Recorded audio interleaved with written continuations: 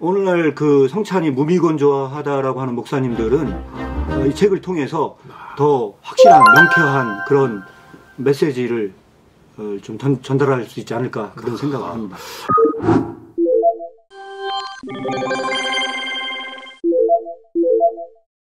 안녕하세요. 예.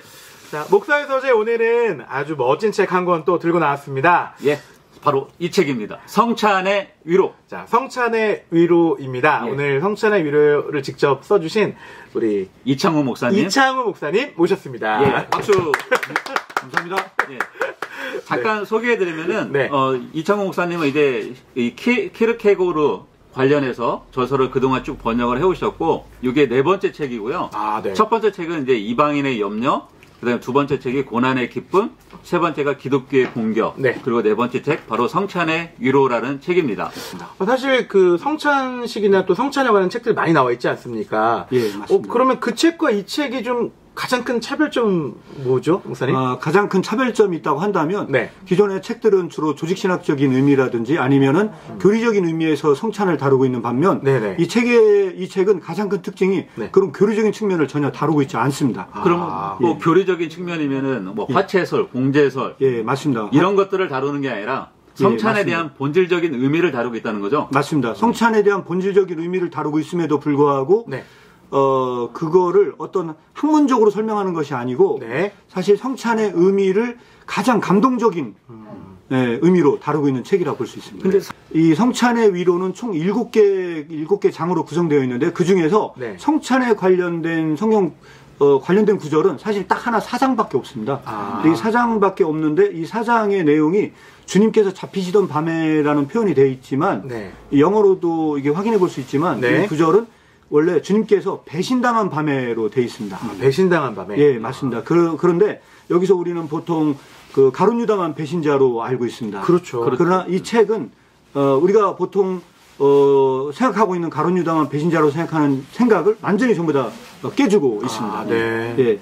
뿐만 아니라 실제로 그 당시에 12제자는 다 도망을 쳤거든요. 그렇죠. 그 12제자가 도망을 친 그 12제자도 역시 예, 배신자의 범주에 넣어야 된다는 거죠.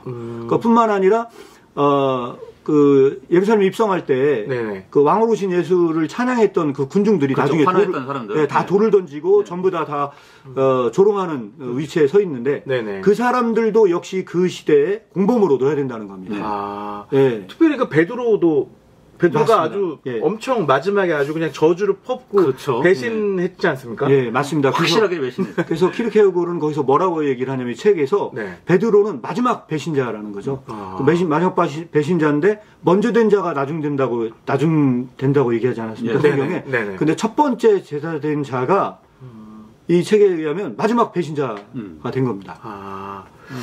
왜냐하면 예수 그리스도의 그 십자가 사건은 네. 어떤 한 개인의 살인에 의한 범죄가 아니었다는 겁니다.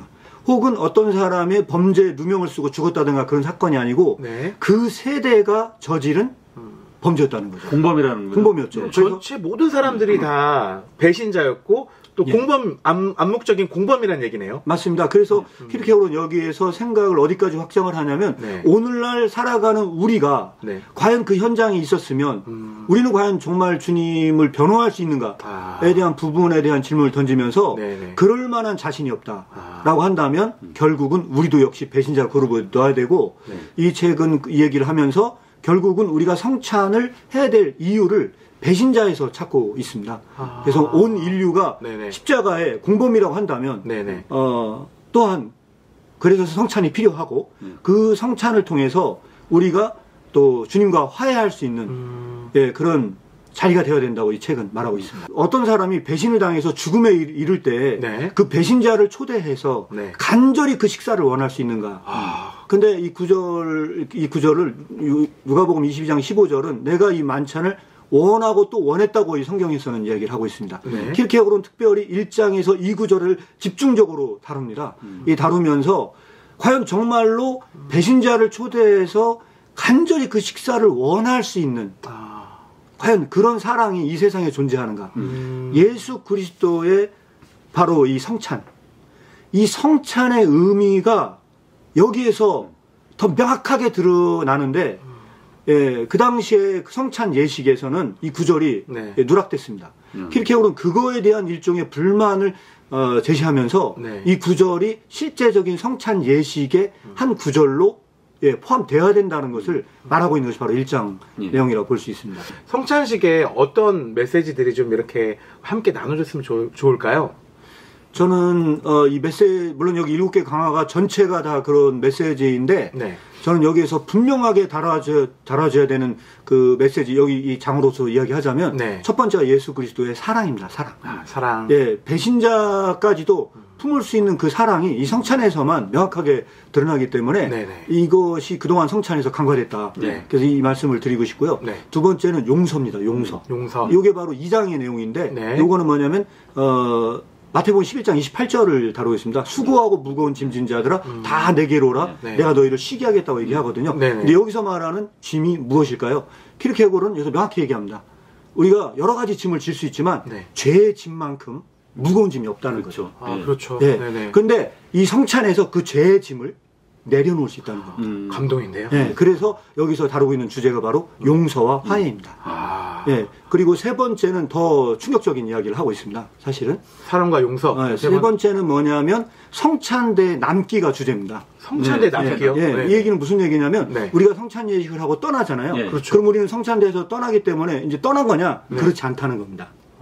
성찬태가 같이 이제 항상 다니는 거죠. 그렇죠. 예. 왜 그러냐면 예수 그리스도의 성찬이 성찬일 수 있는 이유는 주님께서 그 자리에 임재하고 계시기 때문에 성찬의 본질은 주님이 있는 게 본질이라는 거죠. 네네. 근데 내가 성찬대를 떠났음에도 불구하고 주님과 동행하는 삶을 살면 네.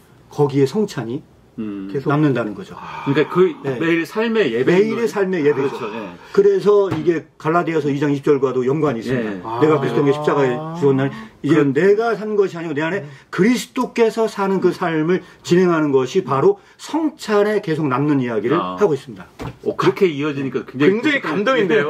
예. 성찬 저도 준비해봤지만 그렇게까지 생각하지 않고 그러니까. 어떤 예식 어떤 행사처럼 이렇게 좀 많이 지내왔는데 정말 이런 메시지들이 함께 할 때 위로도 되고 정말 감동이 될 것 같습니다. 맞습니다. 예. 이런 책을 한번 목사님들이 읽어보시고 이번 그 고난주간 때는 한번 금요일에 한번 이런 내용으로 한번 설교를 한번 하신다면은 네. 참 좋을 것 같다는 생각이 드네요. 예. 매번 그 성찬식을 그냥 어떤 예식과 행사로만 치르는 것처럼 했는데요. 그렇죠. 이 키르케고르의 이 책, 그 성찬의 위로를 좀 잔잔하게 읽고 나면 생각들이 좀 많이 달라질 것 같습니다. 특히 요즘 위로가 더 많이 필요하잖아요. 그렇죠. 예. 목사님, 또 이 책에서 또 말씀해 주고 싶은 것들이 있으면 좀 제가 나눠주세요. 뒤 내용도 있고 하지만 네. 꼭 한번 말씀드리고 싶은 게 저는 이 책을 제 나름대로 평가하자면 기독교 실존의 시작점이다 이렇게 평가를 하고 있습니다. 근데 그 이유는 이방인의 염려를 읽어보시면 압니다. 이방인의 염려에서 네. 뭐라고 얘기를 하냐면 이렇게 얘기를 합니다. 산다는 게 무엇인가? 라는 질문을 합니다. 이게 철학적인. 네, 산다는 게 뭐냐? 산다는 게 뭔가라고 하는 것을 새와 백합의 삶을 통해서 그것을 묵상을 하고 있거든요. 네. 근데 결론적으로 말씀드리자면 네. 진정으로 산다는 건 뭐냐면 은인을 위해 사는 삶만 진정으로 사는 것이다라는 결론에 도달합니다. 그러니까 감사할 줄 아는 사람이라는 거죠. 그 은인이 누굽니까? 예수 그리스도죠. 예. 예수 그리스도를 위해 사는 것만 진짜 사는 거다. 예, 진정한 사는 맞아요. 것이다라고 이야기를 합니다. 야. 근데 그거를 어떻게 비교하냐면 새와 백합은 날마다의 양식을 받고 있지만 은인이 누군지를 몰라요. 그렇죠. 예. 몰라요? 네네. 이방인은 그 매일에 먹어야 될 양을 한 방에 전체를 받아서 부자가 돼요. 그래서 준 자가 누구인지를 망각해요. 자신의 능력으로 됐냐 착각하고 살아가는. 맞아요. 이거는 가난한 삶이라는 거죠. 진짜 부한 삶이라고 하는 것은 날마다 일용할 양식을 먹음에도 불구하고 그거에 감사하는 삶이거든요. 근데 그것도 사랑하는 사람에게 준 거로 믿는다면 네. 사랑하는 사람에게 받은 아무리 작은 거라도 사랑으로 인해서 준 거라면 그것이 얼마나 귀한 거냐는 거죠. 맞아요. 그런 얘기를 하거든요. 예. 그런데 이 은인이 누구인지가 가장 명확하게 드러나는 곳이 어딜까요? 성찬입니다. 이 성찬에서 나의 은인이 누군지가 명확하게 드러나거든요. 1권하고 그럼 4권하고 연결이 되는 되는 거네요. 거죠. 근데 그 은인이 명확하게 드러나고 이 은인 은인을 위해 내가 살아야겠구나 네. 하는 그 결단과 결심이 되는 곳이 바로 성찬입니다. 그래서 저는 이 성찬을 기독교 실존의 시작이라고 얘기를 하는 겁니다. 성찬은 기독교 실존의 시작이다. 예. 와, 진짜 살아가는, 어떻게 그냥 사는 게 아니라 진짜 삶을 어떻게 시작하고 또 어떻게 보면 완성하는 것까지가 이 성찬이네요. 맞습니다. 삶으로 살아내야 되니까요. 단순히 그냥 예식 때만 하는 게 아니라 필드에 나와서 현장에서 살아내는 게 진짜 성찬이네요. 만약에 그런 점을 고려한다면 네. 오늘날 그 성찬이 무미건조하다라고 하는 목사님들은 이 책을 통해서 더 확실한 명쾌한 그런 메시지를 좀 전달할 수 있지 않을까 그런 생각을 합니다. 저기 이제 곧 고난주간이고 이제 부활주일, 이제 뭐 종료주일 이제 앞두고 있지만 정말 이 책 좀 더 제가 좀 탐독해가지고 저도 그때 메시지에 이걸 좀 담아냈으면 좋을 것 같습니다. 그 목사님 하시는 카리스 아카데미 소개를 잠깐 부탁드려도 될까요? 예. 그 카리스 아카데미는 네. 키르케고르 전집을 번역하는 걸 현재는 목표로 하고 있습니다. 네. 근데 이 작업과 함께 키르케고르 글이 안 읽히는 것이 좀 안타까운 마음이 있어서 네. 이제 조만간 성경 공부 교재를 만들려고 생각 중에 있습니다. 네네. 그래서 여러 목사님과 협업을 통해서 네. 올해 안에 반드시 첫 번째 성경 공부 교재가 탄생될 예정이고 그 후에 지속적으로 성경 공부 교재를 시리즈북으로 제공할 예정입니다. 완전 기대됩니다, 목사님. 네.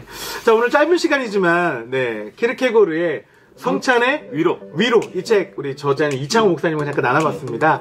짧은 시간이라 많은 걸 담을 수 없었기 때문에 많은 분들이 이 책을 통해서 정말 성찬의 의미와 또 가치를 좀 누려보셨으면 좋을 것 같습니다. 목사님 오늘 귀한 시간 내주셔서 정말 감사드립니다. 감사합니다. 네, 고맙습니다.